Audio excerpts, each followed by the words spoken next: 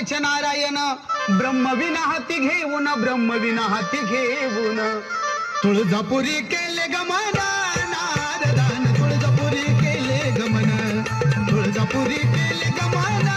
नारदान तुळजापुरी केले गमन तुळजापुरी केले गमन तुळजापुरी केले गमन तुळजापुरी केले गमन तुळजापुरी केले गमन ब्रह्मदेवाचा मुलगा नारद स्वामी स्वर्ग मृत्यू पाताळ तिन्ही ताळाचं गमन करणारा त्रिकालज्ञानी असणारा तुळजापूर मध्ये गेलेला आहे आणि आई भवानी बरोबर त्यांचा संवाद चालू आहे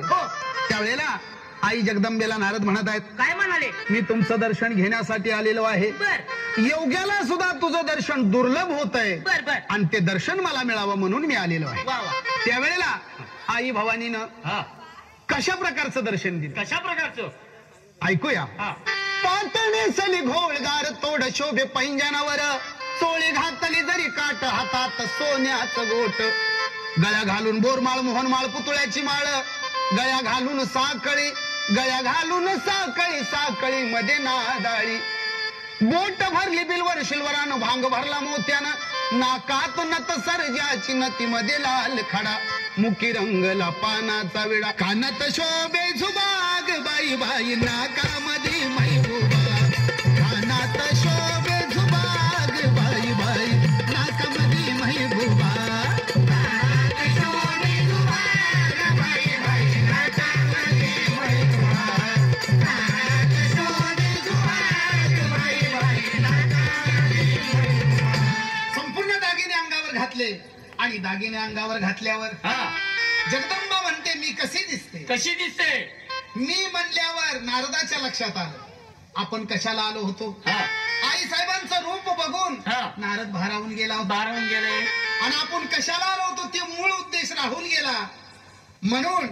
नारद स्वामी काय म्हणत आहेत काय म्हणते संपूर्ण दागिने अंगावर आहेत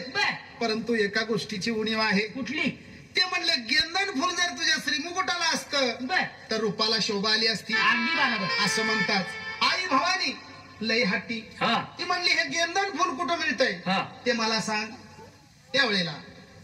सांगितलं दिल्ली हस्तिनपूर या ठिकाणी 5 पांडव राज्य करत आहेत आणि त्याच्यामधला राजा धर्म तो दयाळू आहे आणि तिकडे जा आणि फुलाची मागणी कर असं म्हणल्याच्या नंतर आई साहेबांनी वेश बदलला आणि जोपर्यंत गेंदन फुल मला मिळत नाही तोपर्यंत म्हणले मी जेवण करणार नाही जिभेवर पाण्याचा थेंब घेणार नाही आणि वेश पालटून आई भवानी निघालेली ती कशी बरं जगदंबेनं विचार केला वेश पालटीला कवड्याच्या माळा कंटाला टोप घातला डोईला पोत पेटवून हाताला आई राजा उधे असा घोष केला निघाली हस्तिनीपुरीला भवानी